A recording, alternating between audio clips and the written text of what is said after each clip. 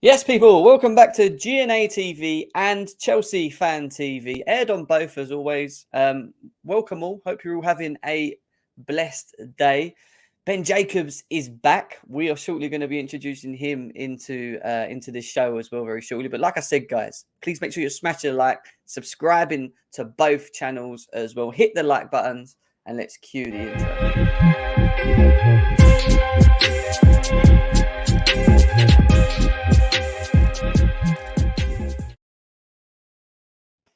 Yes, people, welcome back to GNA TV and Chelsea Fan TV. I hope you guys are having a pleasant day. And yeah, as I said earlier on, Ben Jacobs is back for another show in and around everything Chelsea, or to give us as much update as he's got in regards to everything Chelsea.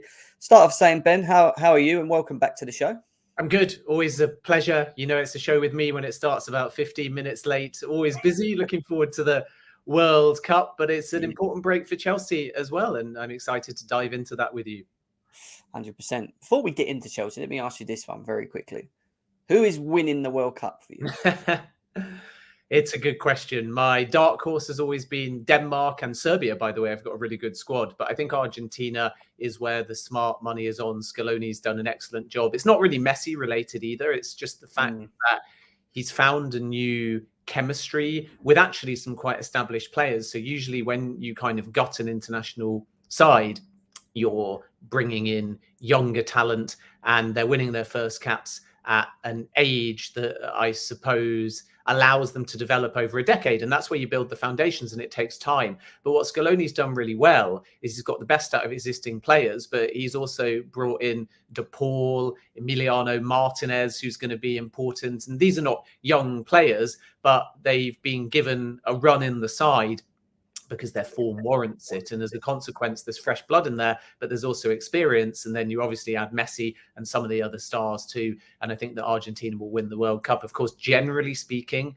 countries from that continent don't travel as well to what we very loosely term away World Cups. But I think Argentina are very well suited to doing well at this World Cup. And they're my prediction. But let's see how far Denmark get as well, because they've always been my dark horse. They were superb in qualifying. They topped their group. It's going to be emotional for Christian Eriksen. There's a lot of quality and balance there as well. So I don't think that they can be discounted either if you want a surprise selection with slightly higher odds if you want to put a pound on. Yeah, I'm stuck between France and Brazil. I just think with France, on paper, we know they've got a good squad, but it's just about them picking up rhythm through the group stages and actually kicking on. With Brazil, I just look at it as being like the heavy favourites to me. And you look at their squad overall from top to bottom, the quality that they have. And I think Neymar himself, even though I'm not the biggest fan of Neymar, I think this is one of them World Cups where I could just see him coming alive. And he's been playing well for PSG of recent as well. So it'd be interesting to see how far Brazil get in that. And also, let's not forget about England as well, guys. We are there, We might, be a dark horse. Are we dark horses, Ben, or should we be making it to like the quarters and semis with the squad that we have, do you think? No, I mean, England aren't serious if they turn up as dark horses, because dark horse is basically code for underdog. It's like when people say Belgium are a dark horse. They're not. They're the number 2 ranked nation in the world, which means that if everything goes according to plan, they're one of the 2 finalists based on rankings. And England fall into that category as well. On paper, they cannot see themselves as anything but contenders. But I feel like there's better defenses. And even though Harry Kane is world class, there's better attacks in terms of options. So England are fully reliant on these versatile, creative midfielders from central or wide positions, which is why from deep at Declan Rice is going to be important. Saka, Bellingham, Mount if he gets game time, Maddison, which is why it's good that he's there, because he can play kind of anywhere along a front line or an attacking midfield, and he can take set pieces and weigh in with goals as well. But my fear with England is in the big games, I don't see us keeping clean sheets, which means immediately to win a big game, you've got to score a minimum of 2, or you've got to get 1 and then go through on those dreaded penalties, which we know that historically England are not brilliant at either. And I honestly feel like with the defence that we're bringing, there's a genuine danger that you don't just concede 1, you actually concede 2 against a France, a Brazil, an Argentina, and so on. So then you need a scenario like that Germany friendly we saw, where England have to dig in and find 3 goals to get through a game if they're to win it. And I think that you can do that as a one-off. You can do that as a dramatic cup tie, but in a World Cup, you get found out once the knockout stage starts, because as early as the quarterfinals, England might get France. And if they were to have a game like that once, it also takes a lot out of you. And then you've still got to do it again and again in order to win the Cup. So I think England will go out in the quarterfinals, unfortunately. And that's a shame, because it's the stated aim by the FA that Qatar is the one that they're going to win. But I'm just not sure there's enough there defensively in terms of the ability to keep clean sheets to really build. And as a consequence, there's high pressure on all of the midfielders that I mentioned. And of course, Harry Kane as well. So I'm pessimistic, but it's good to go in and be pessimistic, have the low expectations, and then be pleasantly surprised. 100%. I have no expectations when it comes to England, because they always let you down, unfortunately. So it's better to have no expectations, go in there open-minded about it, and let's just hope, fingers crossed, that they can actually work together and get somewhere this World Cup. All right, let's go back to Chelsea, because we are here to talk about Chelsea. We are going to talk, obviously, about the January window, which looms ever closer as well, and what it means for Chelsea. But I want to start off talking about, before we get into players, talking about what Chelsea have been doing in terms of the board. And obviously, ESPN have brought out this tweet saying that Chelsea have now hired Brighton's manager, assistant manager, first team coach, goalkeeping coach, player of the season, head of recruitment, and assistant head of recruitment. It's funny because I saw a tweet today earlier on of a picture of Chelsea's home kit next season. It was a picture of a Brighton kit with the Chelsea badge on it. I just found it very funny, to be fair. But Ben, the reason I brought this up was to really just get your thoughts. I know it's very early to try and work out and determine where Chelsea are going with this and what they're trying to do. But looking at what Chelsea have done up to this point with the hierarchy, what are your thoughts on it, especially the appointments of the individuals that we brought in? Where do you think Chelsea may be going with this? Well, I think I've said many times that Chelsea have got a dual approach. One is around their global development as a multi-club model, and the second is the football club. And there will effectively be a divide between those two after the multi-club model has been built. So it's going to look a little bit confusing at this point, because anyone that comes in can't have a defined global lane until the global model develops. But what's absolutely clear is that Todd Boehly and Bedag Egbali are going to retain a senior role in the recruitment model through January, if not beyond. And I'd reported that many times, that Todd Boehly is comfortable in his role as interim sporting director. And then beneath them, there is a think tank who are at the moment looking at Chelsea. But once we get beyond the January window, we'll start then focusing on the bigger picture as well. And the bigger picture, regardless of how it's structured, is focused around two things.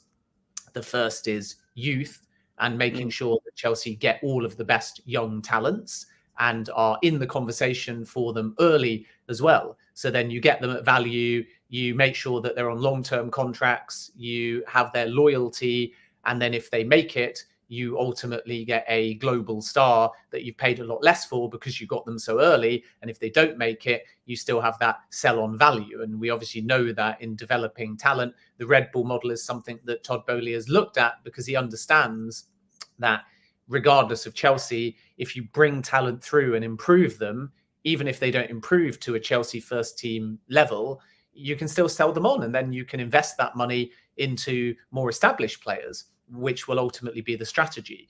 And to do that, that's the second point. Chelsea will look to add clubs or partners so they have a consistency of coaching. So they're in key territories, and those key territories are France and Belgium and Portugal and possibly Brazil as well.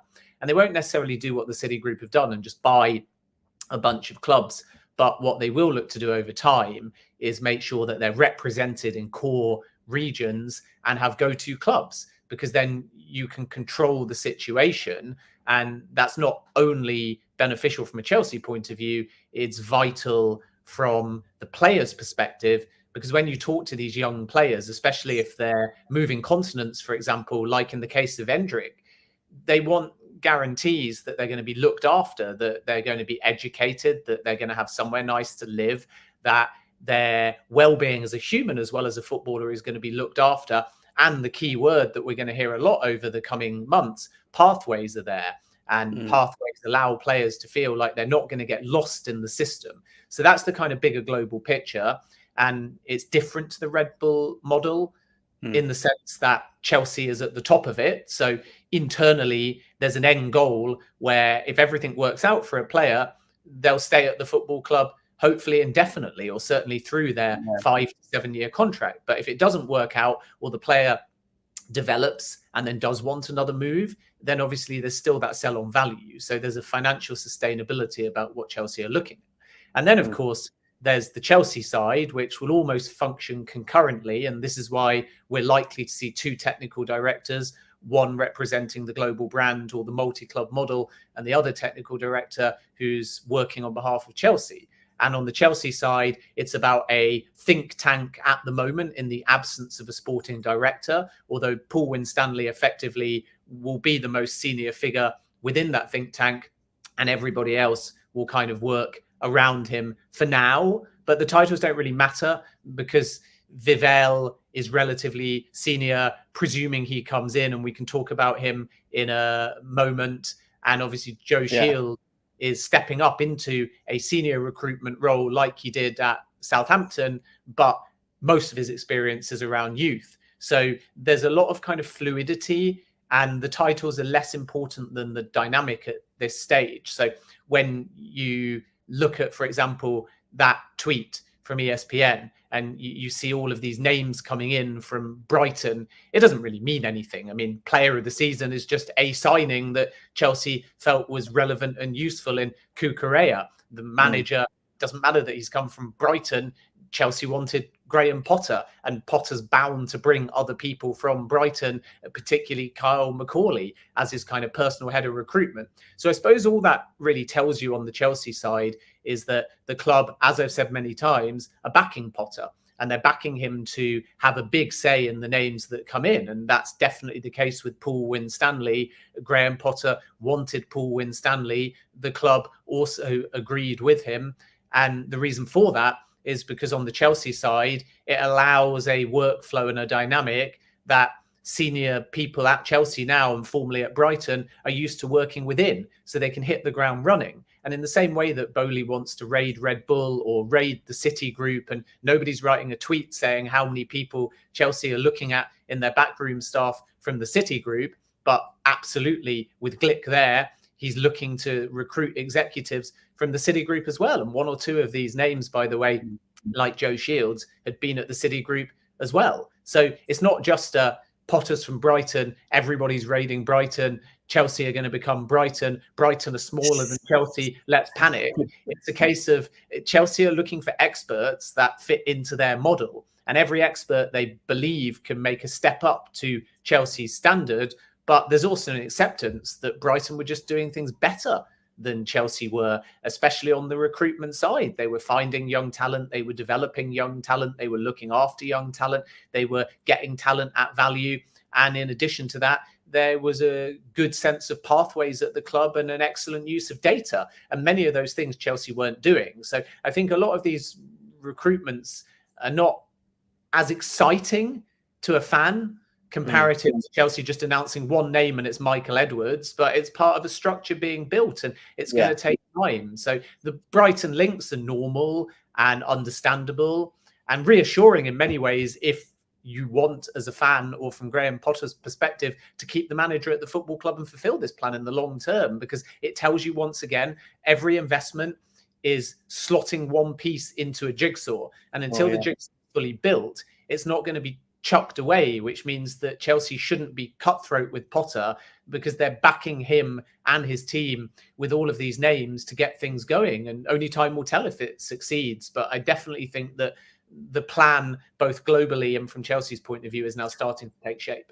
And I think you said something very key there, and something that Chelsea fans struggle with strongly is having patience, and time will tell. You know, it's just not something that can happen overnight as a Chelsea fan. And I keep saying it's about understanding the transition, not just on the pitch, but also off the pitch at the club. You know, we're not playing very well at the moment, losing 4 games in a row since been a very long time since we've done that, to be honest. But, you know, it doesn't look good. And there is pressure from the fan base on Potter to get results. I think what Potter does need to do on the pitch more than anything is kind of what Thomas Tuchel did to a degree, where he kind of just finds a way to, even though if we're not playing the way that he wants us to, but just finds a way to get them to start winning games importantly. And I think, going into this next part is going to be very important for Chelsea moving forward. I do think Champions League is important, even though Todd Bowley apparently has already come out and said that, if you don't get top four, there is no pressure from us to say that you're going to get, you're going to lose your job. So yeah, it's going to be interesting to see, and just like I said to people, just be patient. Just be patient with Chelsea at the moment, because they are trying to do things. Whether or not it's going to work or not work, I know there's some Chelsea fans already holding reservations against the board, already saying, this ain't going to work. What are they doing? Oh my God, they're appointing people from Brighton. Oh my God, we're going to be a mid-table team. But these are all assumptions at such an early stage. So, I think it's again having to wait on that instance. But yeah, I think there's 2 points as well. One is that from a fan perspective, and rightly so, they're not interested in words like model or even patience, because it's their team. And if they see a decline, naturally people will compare Chelsea now to under Thomas Tuchel, but they'll also just generally look at the football club. And because this ownership group is so new, they'll compare them to how the club was run under Abramovich. And even if, as I've said many times, the Abramovich model was perhaps not sustainable, given the direction that modern football is moving in, people will still look at 21 trophies and say, listen, he won trophies. And what do fans want? They want a winning side playing in a way that excites them, because they pay hard-earned money, and ultimately they want to win trophies. So there's no pressure on Potter in the sense of not qualifying for top four, or that at least is what is being said internally, because they see him as a fit. But at the same time, and paradoxically, there's massive pressure on Graham Potter and everyone connected at Chelsea Football Club, because if they don't make Champions League, regardless of whether or not they sack the manager, that's not the problem. If you don't make Champions League, you're out of the race for a number of players that Chelsea are looking at to get the success in the short term. Now, not every single player will say, if you do not have Champions League football next season, I am out the race. But when you look at a top player, it's marginal gains. So if you're in the race, for example, for Bellingham or Declan Rice, they will have multiple offers. And it won't just be about the amount tabled, it will also be about the pitch from the club. And at that point, if a player can't decide, and you'd be surprised how often top players say to journalists, it was so close between Team A and Team B. Even look at Cristiano Ronaldo, returns to Manchester United out of sentiment, but says in that interview that there was a period when he nearly joined Manchester City. If you look at Erling Haaland, he said that he actually scored dispassionately all the different aspects of all the different clubs and saw who came out with the top score based upon everything, from teammates to City to training facilities to where they were in the league to financial package, but lots of other little things like climate potentially, or what kind of car or house are they giving me? And naturally, therefore, as soon as you remove Champions League football, a target Chelsea think they can get could be persuaded to go elsewhere, less because they only wouldn't have Champions League for hopefully just a single season if they finish outside the top four, but more because missing out on Champions League will send a message of instability. It will send a message that the ownership group have been there for a year and the club has, league table wise, moved in the wrong direction. And certain players and targets that you're looking at over 2-3 windows might be put off by that. Not because it's doom and gloom and panic at Chelsea, just because it's a decision based on marginal gains. So why, if you have Newcastle knocking who do potentially make Champions League, would you then pick Chelsea instead? Now, there's a flip side: Chelsea's history, Chelsea's structure, Chelsea's ambition, the wages that Chelsea can play, the fact that it's in London, the fact that historically they tend to be in the Champions League. So this might be construed as a blip. So this is something that Chelsea's recruitment team will have to argue, but they're behind their rivals as well, even before this ownership group came in, because of the sanctions. So other clubs have done a lot more legwork, and that's why it's important that Chelsea play catch up on the field as well as off the field. And coming back to what you said about it being crucial after the break, I look at the fixtures and I think that there's two waves, right? Wave number one is just 2 games for me, and it's a calming wave. and it's home to Bournemouth, and it's away at Nottingham Forest. And if Chelsea takes 6 points from those games, then suddenly everybody, to some extent, forgets about the terrible performance away at Newcastle, the underdog mentality and the home loss to Arsenal. Because you've got 2 wins in the bag, you'll be sneaking back up towards the top 4, and then you enter into the second wave. And it's the second wave for me that's really going to define progress under Potter, because by then we'll be towards the end of January, there'll be some fresh faces in, and then it's away at Liverpool, it's 2 London derbies against Fulham and West Ham, it's Dortmund, it's a home game which should be winnable against Southampton. And then as you get towards the end of February, there's a game against Spurs, and there's the second leg against Dortmund as well, with Leeds in between. So naturally, that period, not just because we're heading in towards the back end of the season, but that period, that back end of January and middle of February is vital. Because by the middle of February, Chelsea are either going to have got results against the sides around them in the top 4 race, particularly, say, away at Tottenham and away at Liverpool, who I think will have picked up fully by then. And then at the same time, can they get past Dortmund in the Champions League? And if they were to not get a result at Anfield, not get a result away at Tottenham, and home to Manchester City in early January is difficult as well, and then get knocked out the Champions League, suddenly then the fan complaints, the fan fear is almost more justified, because it's all very well somebody at the club or journalists trying to give you that full picture and talk about the word patience. And fans now might accept that and say, okay, we'll be patient. But by the end of February, if they are patient, then I think a fan at that point is fully entitled to turn around and say, well, having been patient, I waited for the January window, I waited for the games against City, Liverpool and Spurs, and I waited for the last 16 of the Champions League. And then either we're going to be speaking at the end of February and most people are going to be saying we were right to be patient, it's all turned out well. Or at that point, if it hasn't turned out well, I think then patience will boil over into friction and acrimony, more so between the fan base and the ownership group. And then at that point, it's going to be really interesting to see how things develop towards the end of the season.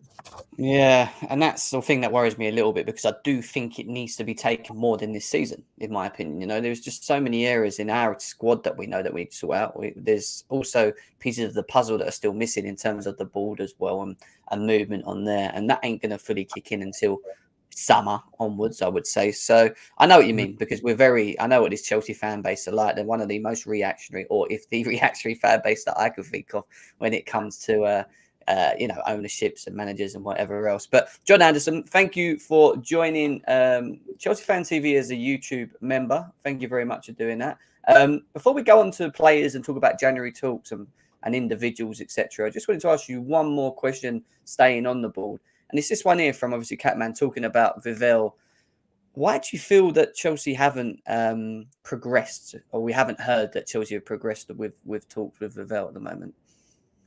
There's a few things, really. First of all, the actual discussions around remit have taken more time than have been expected. And I think that's actually, as I understand it anyway, at Vivell's end, wanting to know what the structure is, because it's likely that he would be offered technical director, more with a club focus, and then there's a kind of global technical director in addition to that. So there's 2 people with the same title, and the model hasn't yet been built.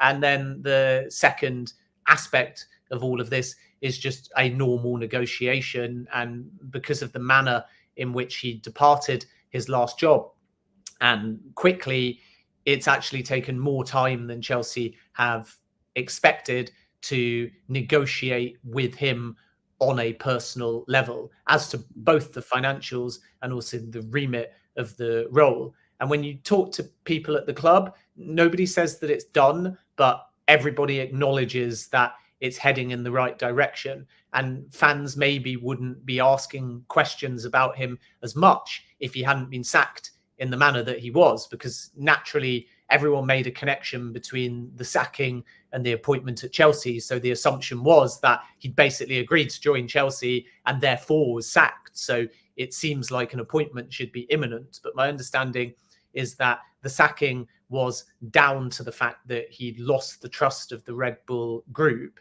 And that was down to the fact that when originally it was Freund that Chelsea thought they had, the club were looking at a double appointment. And whereas Freund had made it clear that he was in talks, Vivell hadn't, and Chelsea were looking at both as a kind of double swoop. And as soon as the Red Bull Group as a hierarchy, rather than any individual club, realised that, they didn't want him to be a part of their group anymore, because naturally, if you are, then you're working towards different windows and you're aware of information legally, of course, through the process of the job. So as soon as someone knows you're an outgoing in any recruitment position, they sometimes get rid of you sooner rather than later. And that's, by the way, also why Marina went so soon. Chelsea fans will obviously argue, would it not have been possible for her to stay throughout the summer and lead instead of having Bowley as interim sporting director?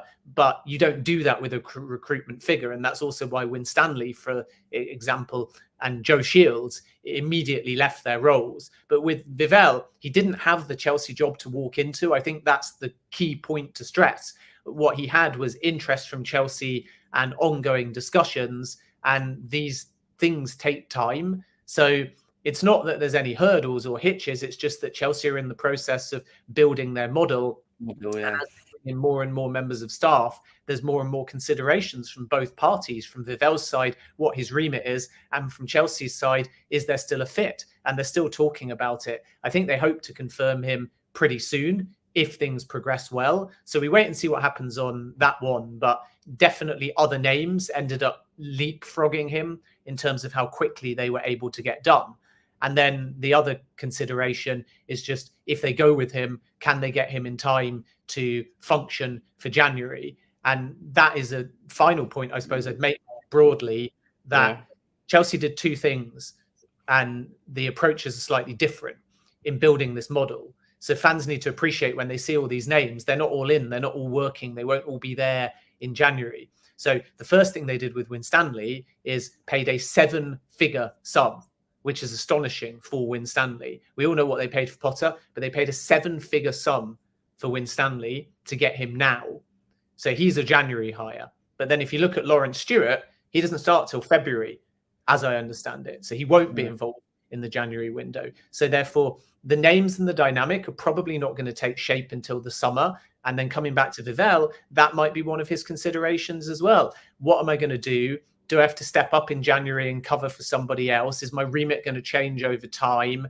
Are there going to be clear lanes? How senior am I going to be? Who's the sporting director? Is there even going to be a sporting director by title? And none of that necessarily is clear now. Whereas remember, when he thought he was joining Chelsea originally as part of a dual package, Freund was going to be his boss and they were going to come together. So you can understand why there's more questions on both ends, really. And that's why it's taken a little bit more time.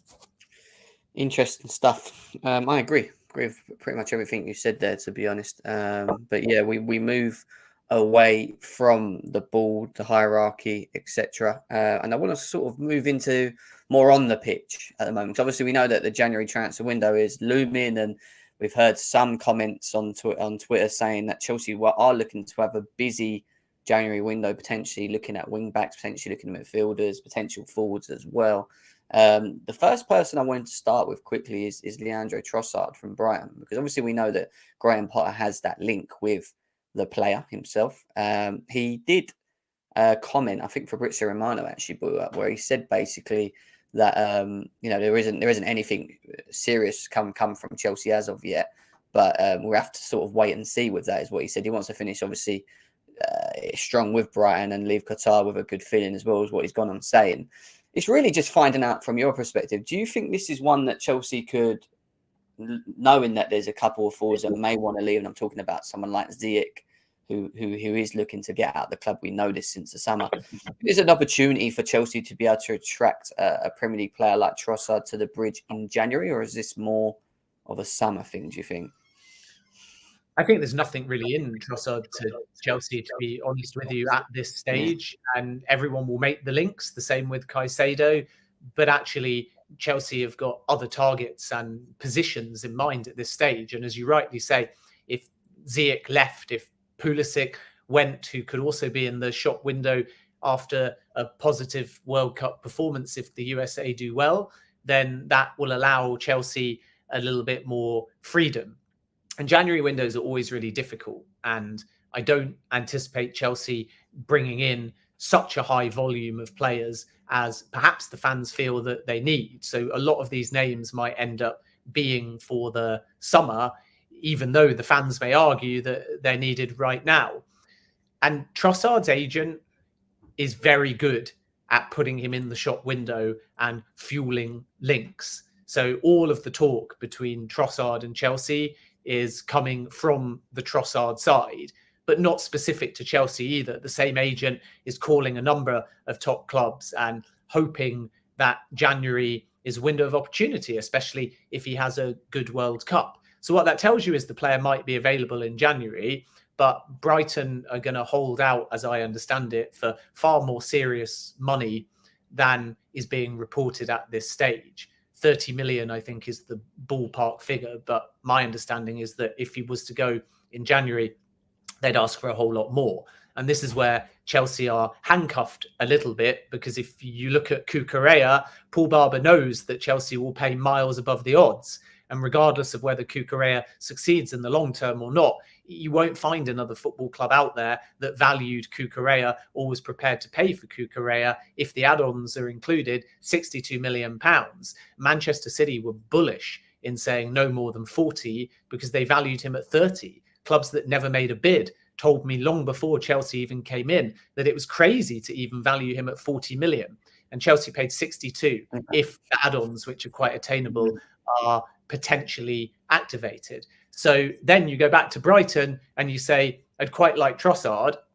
And Brighton are going to say, great, we encourage that, because if the player wants to leave and we can't stop him, we're going to get the best possible money from Chelsea, because they always pay above market value. And this is where the new recruitment team need to be savvy in their negotiations. And obviously having so many Brighton people will allow Chelsea to have an amicable relationship. But De Zerbi is also going to put his foot down, in my opinion, and say, listen, enough has to be enough at some point, because Brighton are doing well. They're above Chelsea in the table. So if Trossard is to go, then it has to be driven by the agent saying the player wants out, because Brighton are not going to just open the door and say, come and take 2 or 3 more of our best players, because they're building a bit of momentum. They're looking good. Who knows? They might even finish in the top 7 and at least get UEFA Europa Conference League football.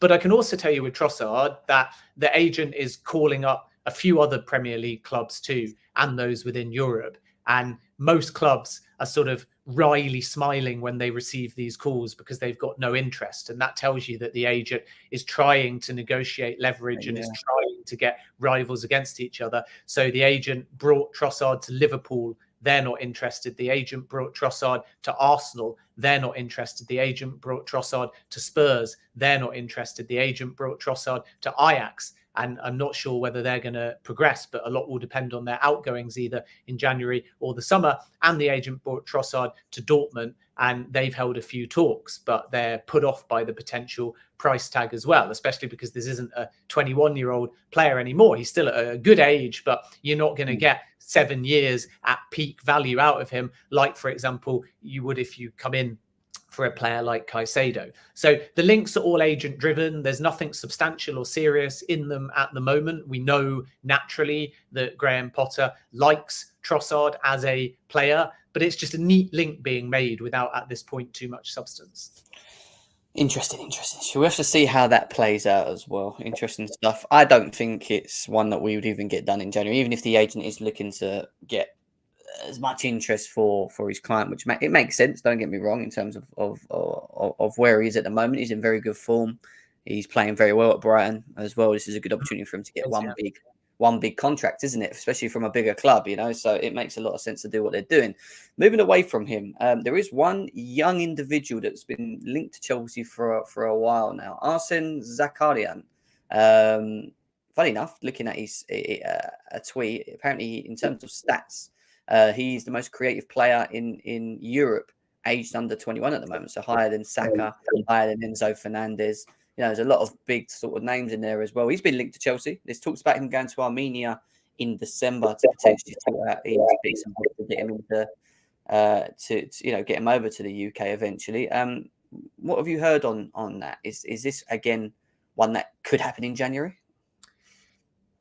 A lot just depends on politics with this one, doesn't it? And if we didn't have the war in Ukraine and the sanctions imposed, then Chelsea probably would have had the deal done already. And we're hearing conflicting narratives here because the Dinamo CEO has said very clearly that there's been no communication with Chelsea since the summer.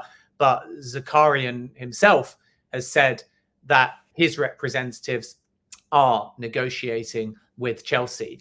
And that isn't necessarily a full contrast, because obviously there can be no club-to-club communication, but that doesn't mean that Zakharyan's representatives are not still talking to Chelsea. And perhaps Chelsea will try and agree full terms with the player first and then talk club-to-club. But the club-to-club communication doesn't mean anything as long as the political climate remains the same. And that's been the hurdle for Chelsea for the last few months. They just haven't been able to get the deal done because of the sanctions in place. So one out is that he changes his nationality, which is why you mentioned Armenia. Although, contrary to reports, I've been told repeatedly that that's not on the table, and the player doesn't have a desire to get that passport, which would allow him to bypass the restrictions in place. So what we really know at the moment on this is that he wants Chelsea and only wants Chelsea at this stage, and has that move kind of fixed in his mind. And there is a release clause in his contract of around 15 million euros, which means if Chelsea can legally trigger it, they would be able to get the deal done. So it's clearly one to watch. And I think that Chelsea would be very smart if they can't find a solution in terms of the bureaucracy side of things to find a pre-agreement with the player. So as or when things change, they can lock the transfer in further down the line. It feels like January is going to be too soon to get anything done. And talking to sources at Dinamo, they're not expecting any kind of mid-season move due to the sanctions in place. They don't believe that anything is going to change in the short term to allow the transfer to get done. So yeah, one option is potentially a nationality change. The other option is that individual players who are under a certain age are looking at challenging the current FIFA restrictions on them having a transfer.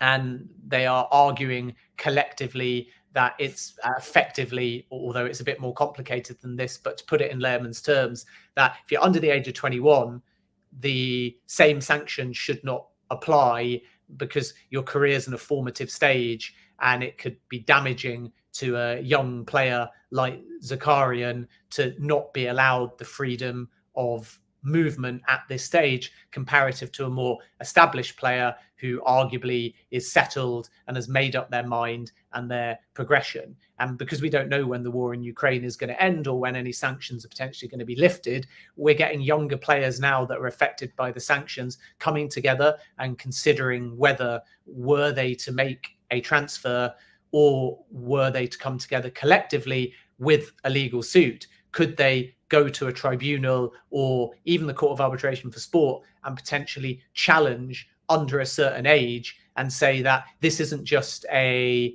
ban, this is actually career ruining because of how young they are and because it will stop their development and evolution.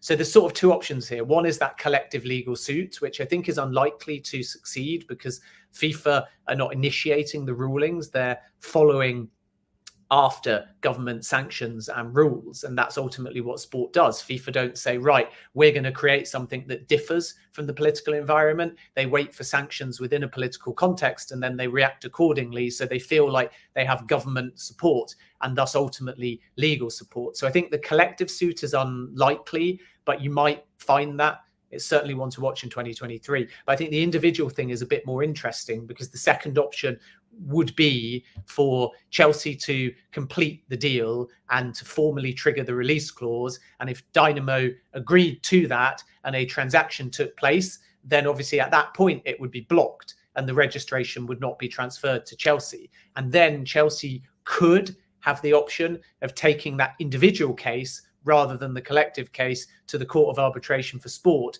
and seeing how they fare. And it will be interesting to see whether a landmark case on an individual like that is judged in favour of the overarching sanctions, or whether a club can make an extenuating circumstances argument because of the player's age and the player's development. And who knows, as we said before, maybe the player does show a willingness to change nationality further down the line to help things. So there's a lot of hurdles. And at the moment, it's not really being progressed, and it's not really being communicated and spoken about in football terms. It's very much Chelsea exploring legal options and Zakharyan waiting and seeing whether or not anything gets done. But Dynamo maintain at the moment that nothing is possible because of the political climate.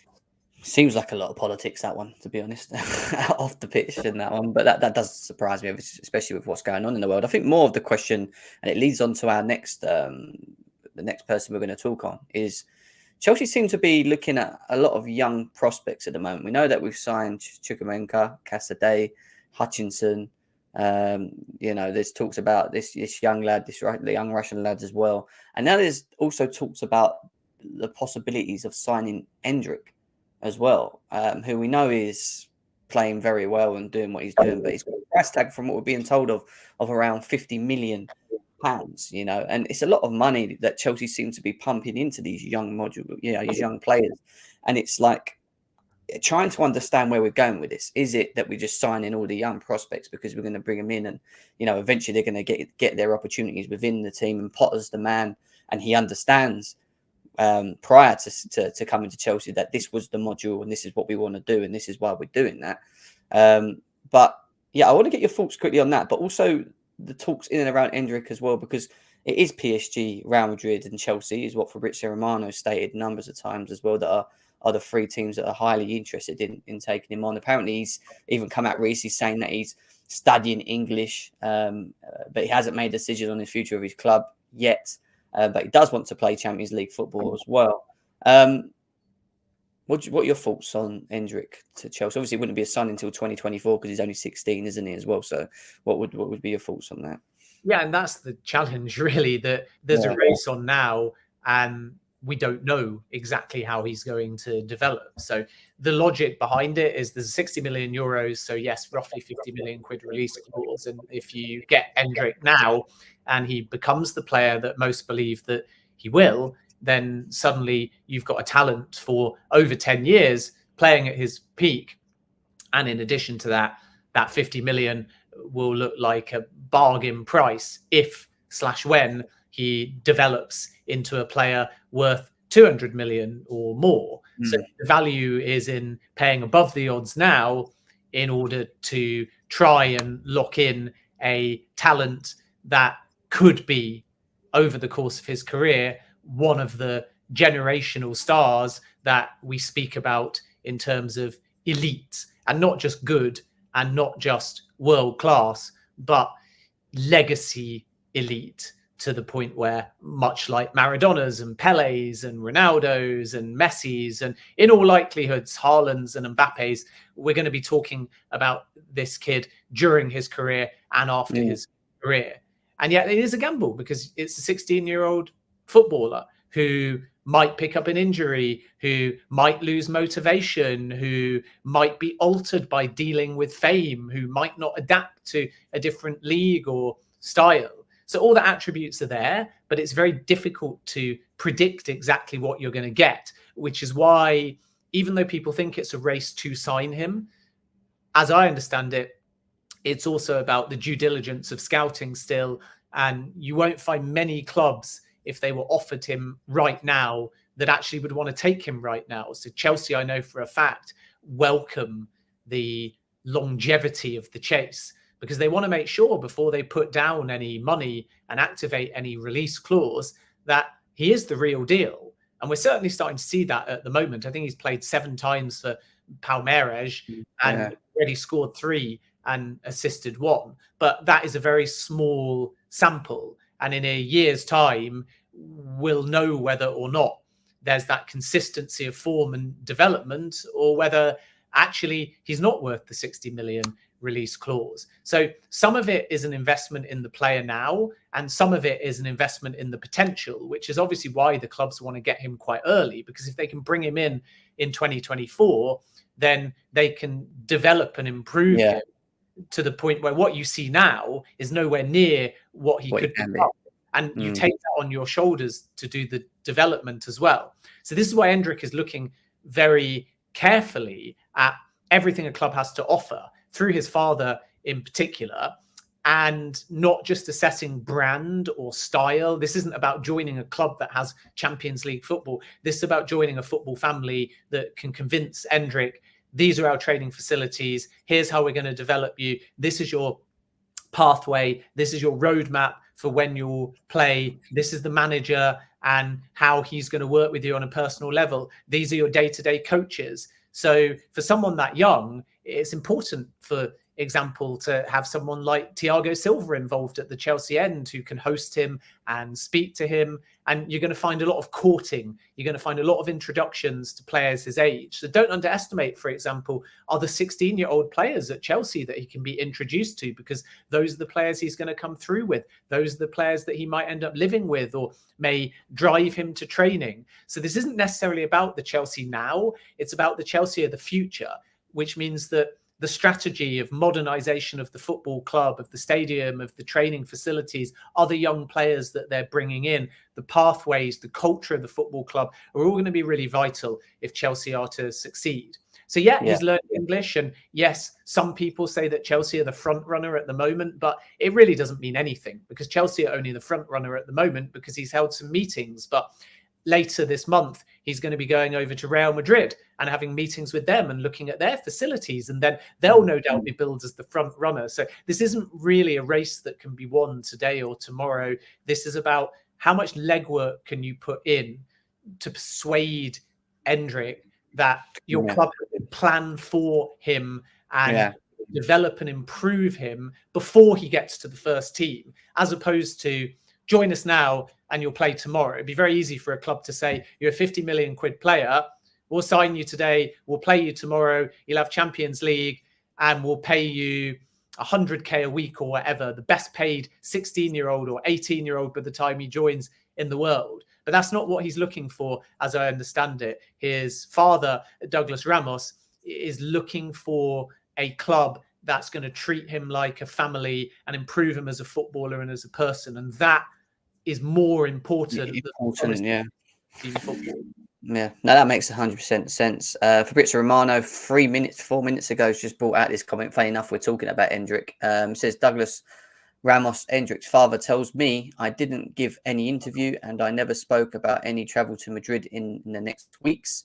There's no travel scheduled as things stand. Endrick's father has added that Real Madrid, PSG and Chelsea are still front runners. So again, there won't be much move now, being that the World Cup's around the corner as well. But again, I think it's one like what you said there, where they're probably weighing up all of the options and what best suits him, especially for being such a young player. And like you said, development and how he fits in the module and etc. etc. There's a lot of things that made sense in what you said there, 100%. Guys, make sure we're smashing the likes, please. Let's get these likes up. Please subscribe if you're new to both Chelsea Fan TV and GNA TV as well. I want to just quickly swing on to Chelsea and some of the areas that we need to improve on, because we know that we're suffering from injuries in the right wing back area. Obviously, January is looming around the corner.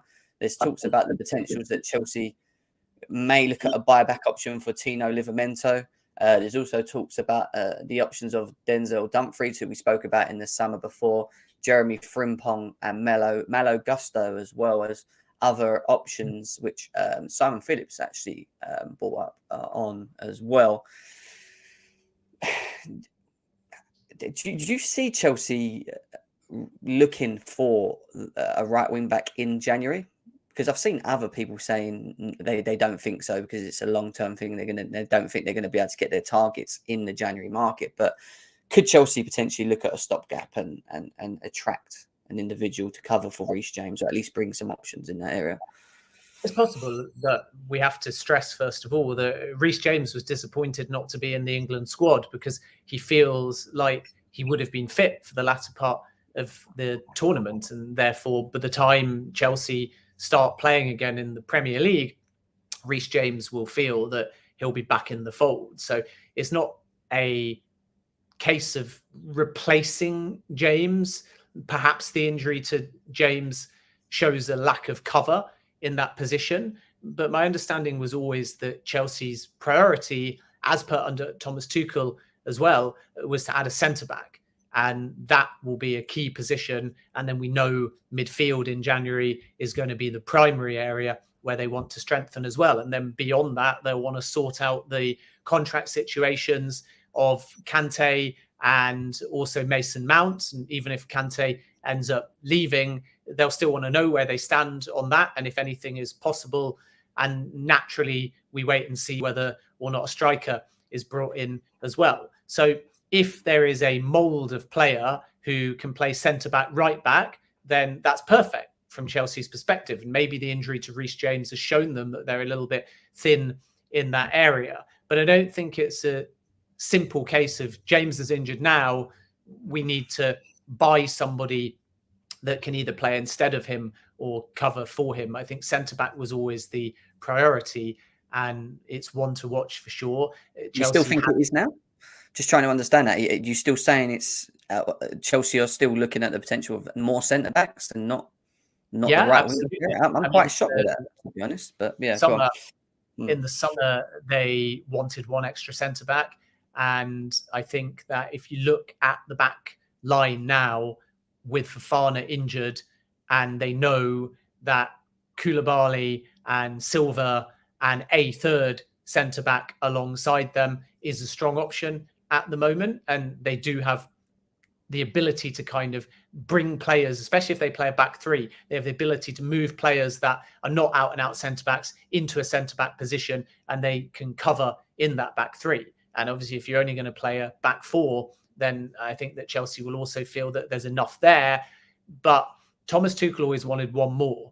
And yeah, as I say, it might be a versatile style defender that can play centre-back, right-back, but they always wanted one more. And we know that they looked at Milan Skriniar to begin with. And Denzel Dumfries is another general defensive option that I can definitely see them going for too. So he's a name to watch as far as defenders are concerned. But it wouldn't surprise me at all if they brought in a versatile kind of centre-back. And that's just because originally Thomas Tuchel wanted one more. He wanted Koulibaly, Fofana, and one other. Now, the only caveat to that is that Azpilicueta ended up staying, and therefore there were less defensive outgoings than Chelsea had originally planned for. But nonetheless, there's still that feeling at the Chelsea end that they need defensive reinforcements. So I think we need to watch on Dumfries in particular as a good option. And, you know, he does tick a box in terms of what Chelsea need and would not be as surprising.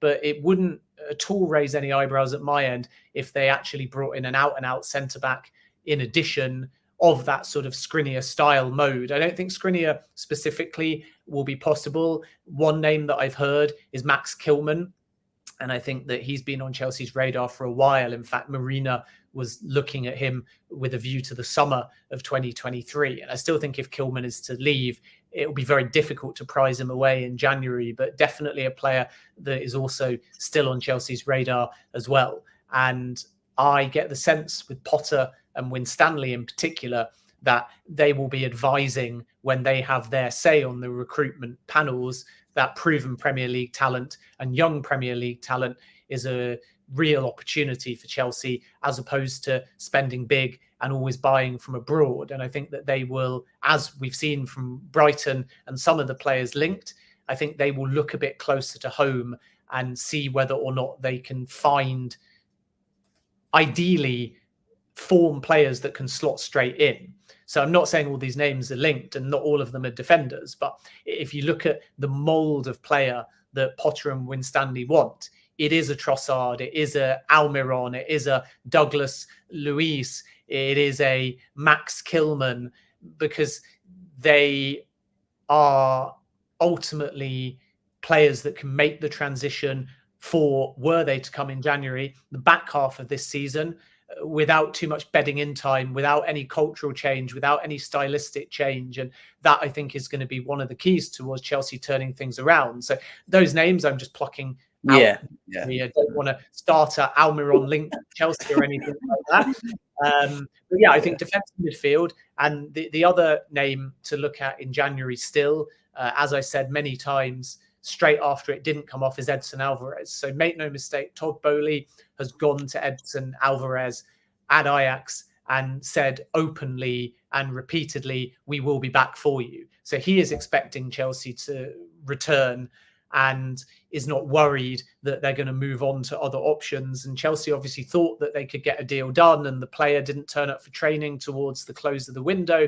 And then the Ajax board put their foot down and said, sorry, we're not going to sell. It's not possible. And he had to respect that. But Chelsea have told the player personally and directly that they will be back. They did that right at the end of the window. And as I understand it, they did that again in September as well. So we'll see whether in the coming weeks they keep their word and they do return. But I think he's one to watch for January. And then generally, I think that Chelsea will probably end up being busy in January, but not farcically busy. I don't, for example, think they'll bring in 5 senior team players.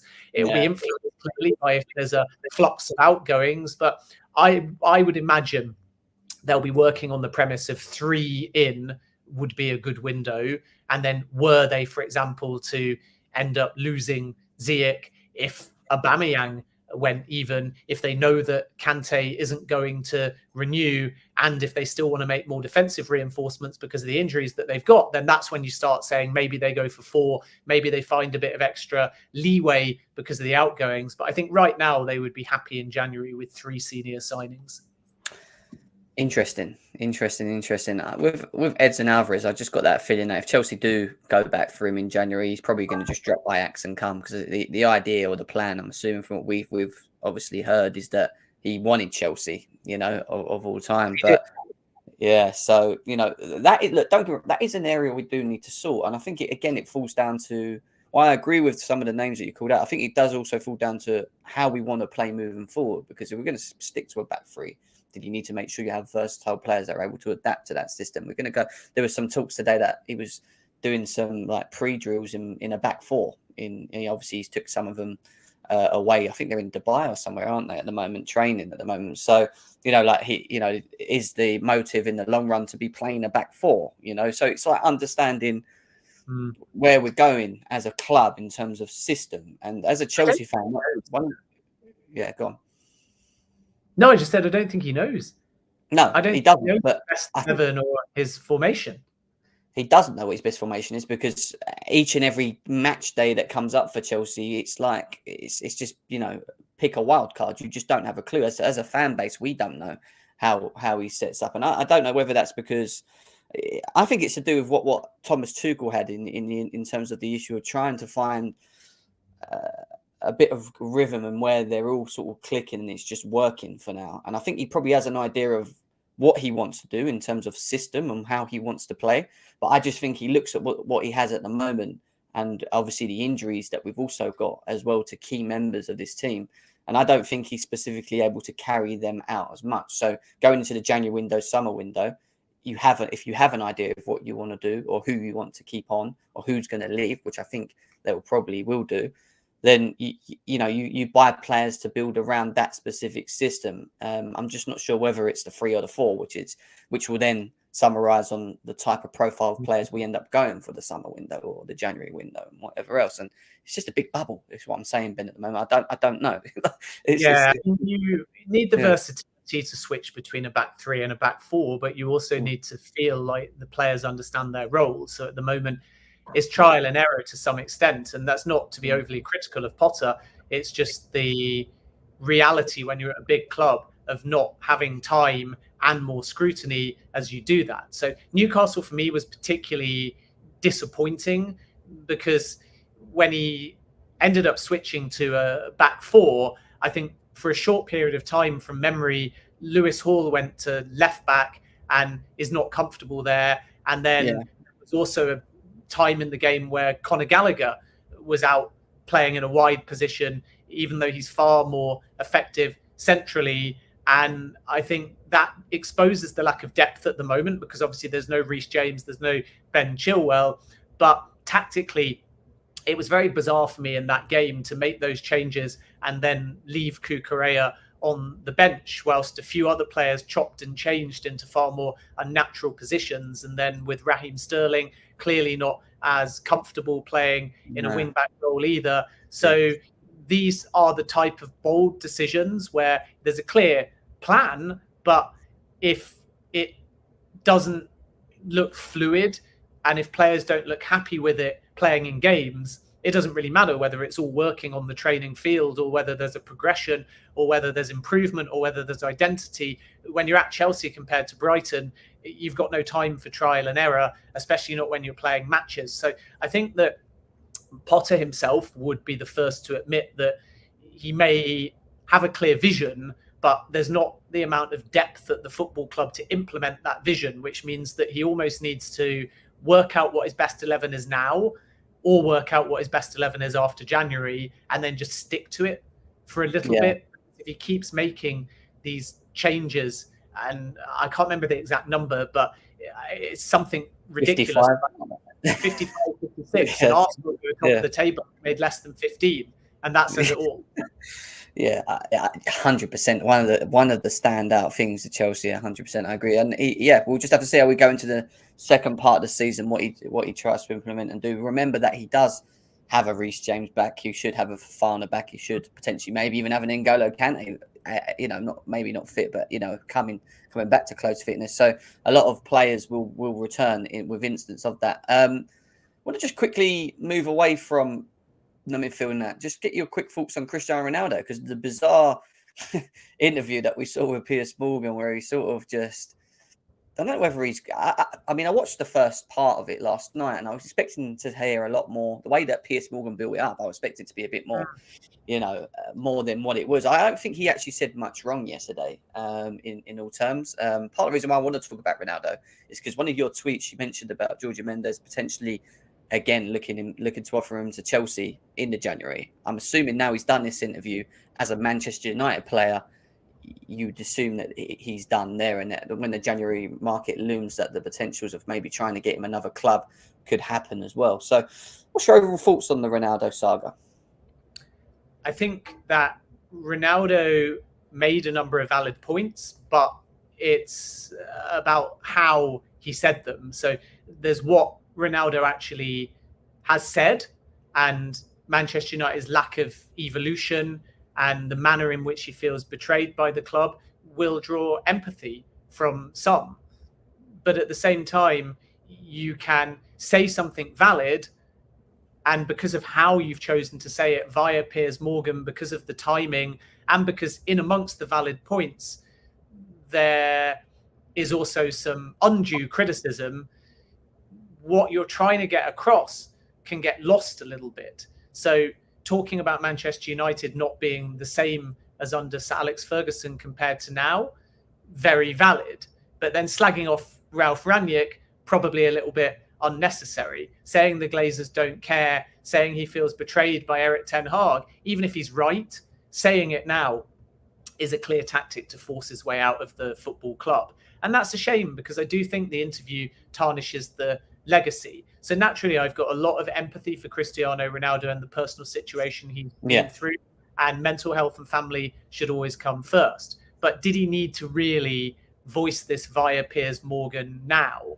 And I think it might backfire, because suitors are going to see this, and it only emphasizes the circus, both good and bad, that Ronaldo brings. And also, what are we going to be talking about every time Portugal play, every time the manager goes in front of the press, every time Ronaldo does an interview, every time Bruno Fernandes does an interview? They're going to ask about the Ronaldo situation. So he's actually taken his dirty laundry with Manchester United to the World Cup. And at the same time, he's infuriated the Manchester United board. So all this might get him what he wants, which is to become a free agent or leave in January. But that's the irony for me, that Ronaldo says openly, Manchester United senior officials and Rangnick want him out. And then Ronaldo wants out. So even though they've got different tactics, they both want the same thing. So is there really a need for it to play out now in public And obviously Ronaldo's thought long and hard, and he thinks the interview is a good idea, and he believes that it will help resolve the situation. And you have to ultimately respect that decision. But I think, as well as making those valid points, he comes across as bigger than the club. He comes across as a bit narcissistical, saying, you know, his appeal is that he's good looking. His appeal is that he's got more followers than all the Kardashians combined. His appeal is that he's like a strawberry that everyone wants to bite into. These things are not going to play that well with certain suitors. And then if you look at Chelsea and come back to Graham Potter, he's the wrong manager for Ronaldo. So even if Todd Bowley wants Cristiano Ronaldo, and he wants Ronaldo, I think, not just for Chelsea, but as the multi-club model builds, there might be an opportunity of sending Ronaldo to an MLS club that Chelsea might end up investing in. And that's just a hypothetical. But if he did that, then you cash in off the Chelsea tenure, but then after as well, ahead of the 2026 World Cup, which is in America, Mexico, and Canada. So there's a commercial worth to Ronaldo. But if Graham Potter watches that interview, even if he agrees with some valid points from Ronaldo, Potter's probably thinking even more so now, I definitely don't want Ronaldo because of the kind of baggage that he brings. And if Potter was a Mourinho, it might be different. But Graham Potter will not want a player bigger than him, regardless of if the club says they're bigger than Ronaldo. Ronaldo's bigger than Potter. Potter's the manager, Ronaldo's a player. It's the wrong dynamic. And that's why I think if Potter genuinely has any say, he won't want Cristiano Ronaldo. So Mendes will offer to Chelsea, 100% sure of that in January, assuming that Manchester United don't just force Ronaldo to see out his contract in the reserves. But I think that Graham Potter is equally as unenamored by the possibility of signing Cristiano Ronaldo as Thomas Tuchel was. Thank you, Thomas Tuchel, as is one of his blessings before he left Chelsea and not agreeing to bring Cristiano Ronaldo in, and that's what I will say on that. I know you said that you're a bit low on battery. Is it very low right now? It's going to turn off in about a minute, I would have thought. All right. Well, I was just about to ask you Nkunku, but we're not going to be able to do that. So I'll let you go. I'll carry it on for now, but I'll let you go. And thank you again for coming on, as always. And January's coming up, so pretty much sure we'll have you on talking Chelsea news and whatever else, and we'll see what happens with the World Cup then.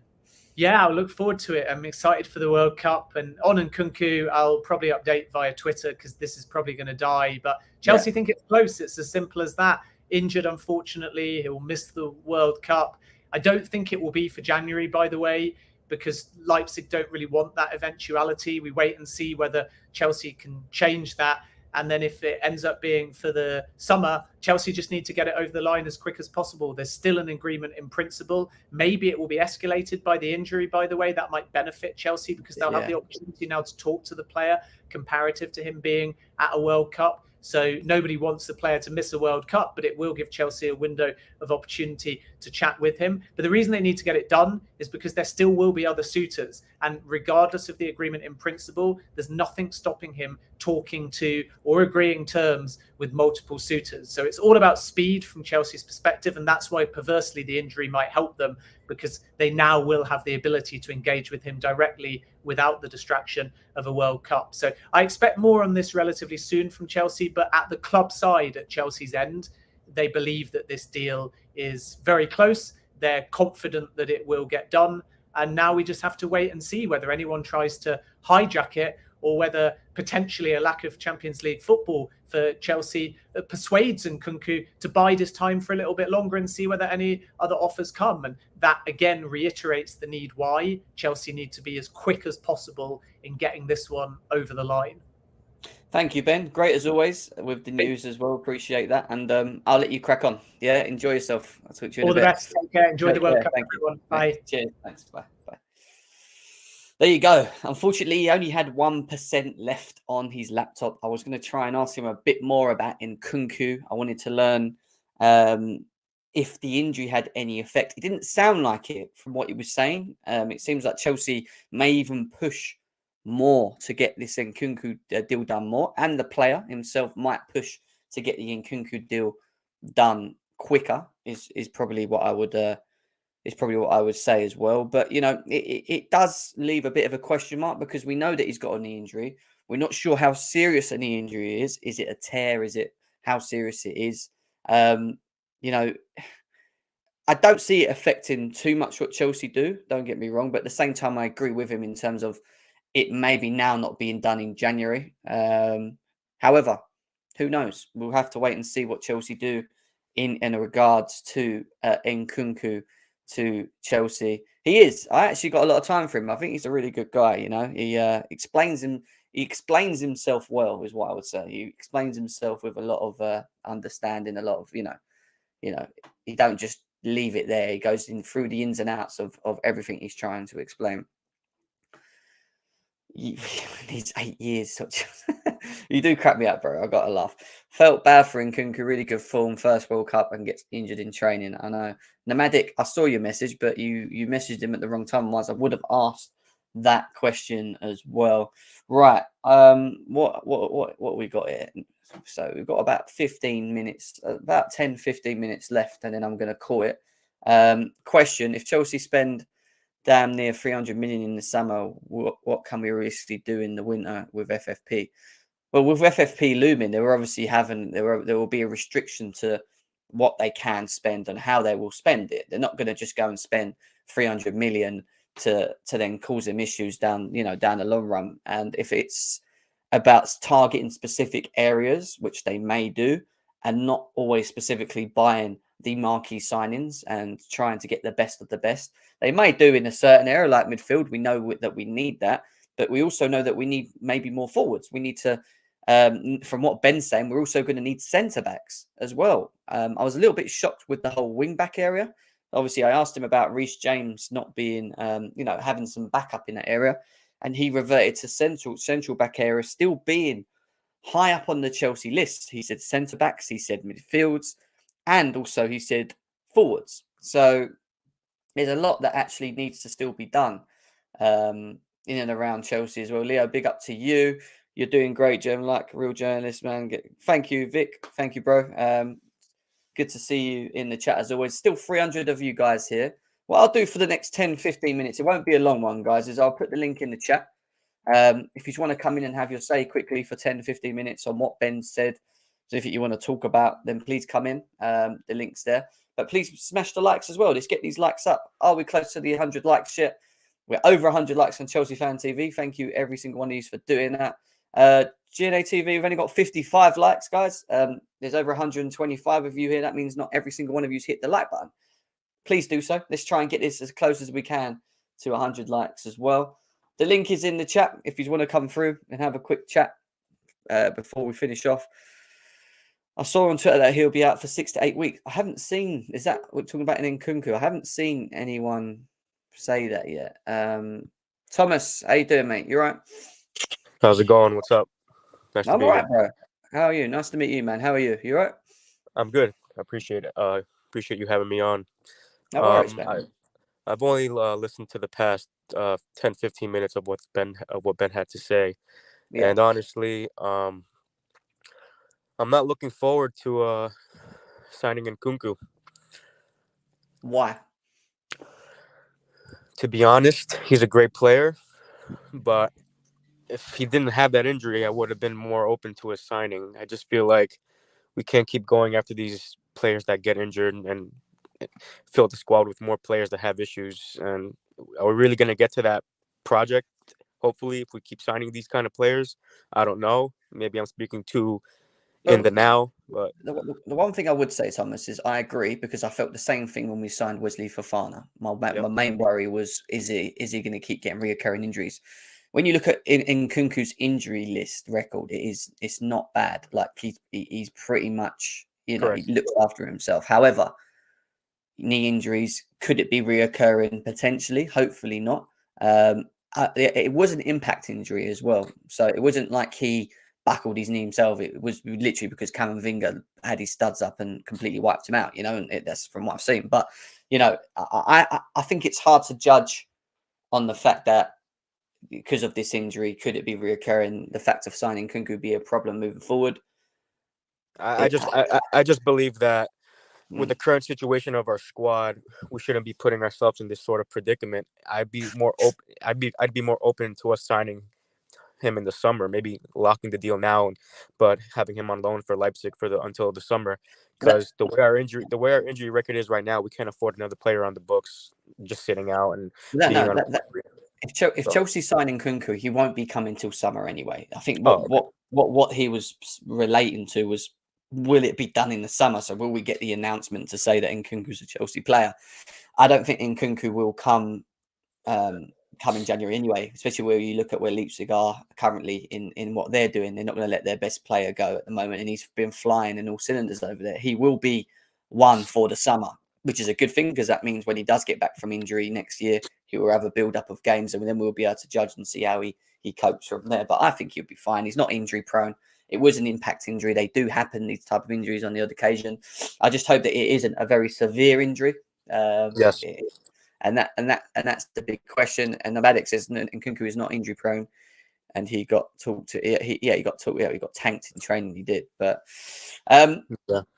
what's your thoughts on like the whole Reece James thing? Because I asked him about Reece James and potential backup, and he just reverted straight to centre backs and said that he thinks that Chelsea's still got centre backs as a high priority, and not specifically that position, even though he mentioned Denzel from what's his name, Dumfries, as being one of the players that Chelsea may go back to in January. So when you look at the squad and where it is at the moment, do you not feel that that's an area we need to address?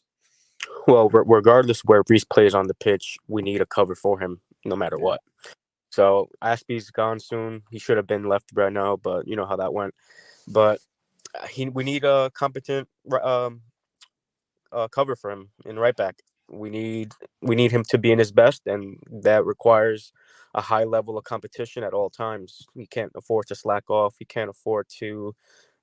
We know he's that guy, and he knows that he's that guy. But in reality, if we want to build the best squad possible, we need competition for all our best players, and that's the only way players keep performing, is that they know that someone's behind them at all times trying to get a spot. So we can't leave that, I guess, not covered for the future. What's your thoughts on Graham Potter and the project at the moment? It is obviously early doors, but as a Chelsea fan, are you one that feels that time needs to be given, or are you 100%? I do feel that time needs to be given. I'm just not sure if Potter is the right man for the job. We know he doesn't have that much experience in the top flight. He did take Ostersunds from that 4th division, whatever he did, and he brought them to the Champions League. But honestly, the way he's been carrying himself in press conferences, it's like he's playing devil's advocate. He's playing kind of like a victim mentality. And that's not usually what I see from a Chelsea manager. I see a Chelsea manager stomp their foot on the ground, make their mark on the squad, in the dressing room, in the press conferences. And to be honest, it may be early days, but I'm currently not seeing that from him. And I'm just a little bit skeptical on what he's doing with his lineups. I'm skeptical on who he's giving players more chances to. I'm seeing a lot of favoritism, a lot with Tuchel as well, but Tuchel managed to get results a lot quicker and more better playing style than what Potter's currently doing. And a lot of these things that are going on with Chelsea has been going on for the past few years. And that's why I'm not really looking at Potter too much. I'm looking forward to seeing a lot of the squad overhauled, and hopefully he gets his players in, and he does what he has to do. Hopefully. Yeah, and it is the not being sure, the CV of the manager, because it's not very clear on what we're going to get from Potter, especially at a bigger club like Chelsea. And again, I think patience has to be taken in. At the same time, you can hold your judgments if you think he can do it, if you don't think he can do it. But at the same time, ultimately, I think what we will see from Bowley is that they will give him the time to show if he can, manage, get the systems working like he did at Brighton. And Jem, can I just say one thing really quick? Go. As an international supporter, I've been supporting Chelsea for 13 years now. I have never seen the bridge as low as it has been in the past maybe 5-7 years. Yeah. The fans have a lot of criticism because to be honest, we are the lifeline of any club.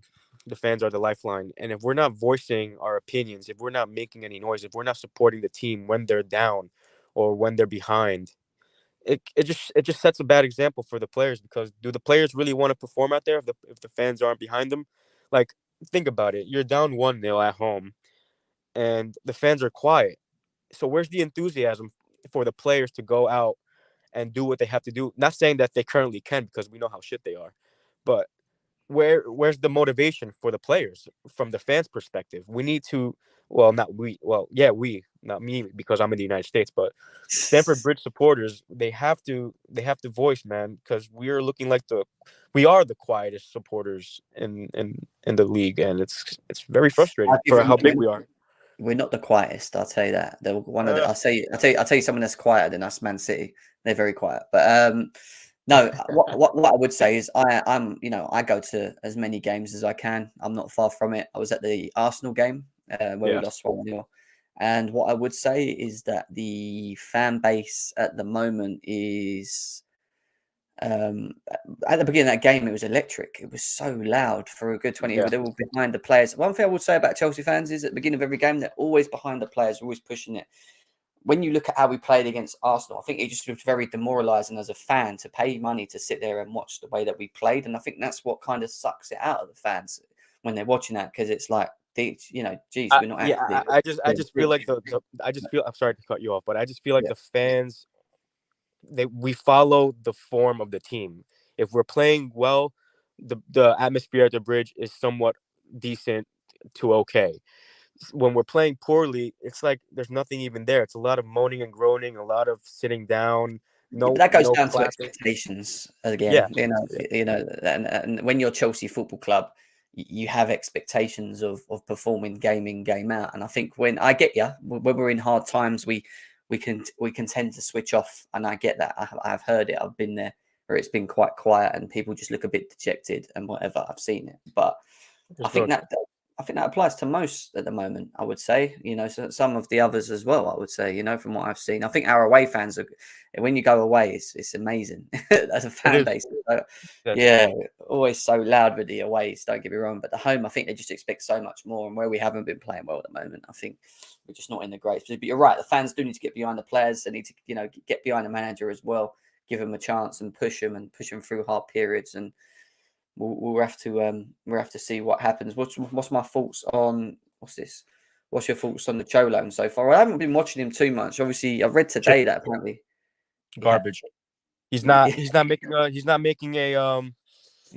making a name for himself. I've been watching a few games. It's like he's sort of he looks a little bit more direct, but he's still a passenger, and he's not taking his shots. He needs to shoot. I don't know what happened to him.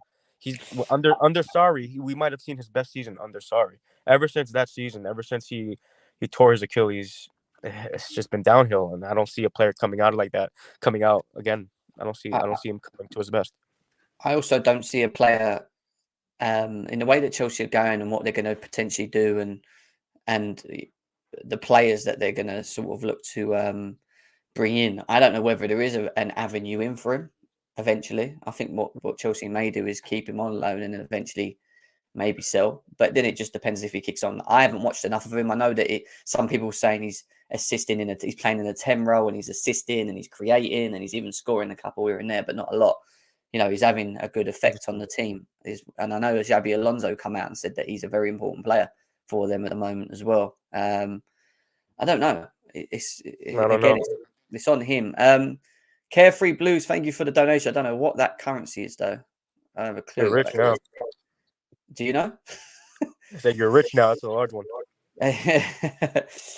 Big up to you, my man. Thank you for the donations. If we've been spoiled by Roman for almost 2 decades, the next 2 is going to be rough. And I think for it to get better, if it's going to get better, we have to go through what we call the rough period is. And our rough period started in 2017, where we should have transitioned quicker on the back of replacing or preparing better in certain areas like our midfield, and which we didn't.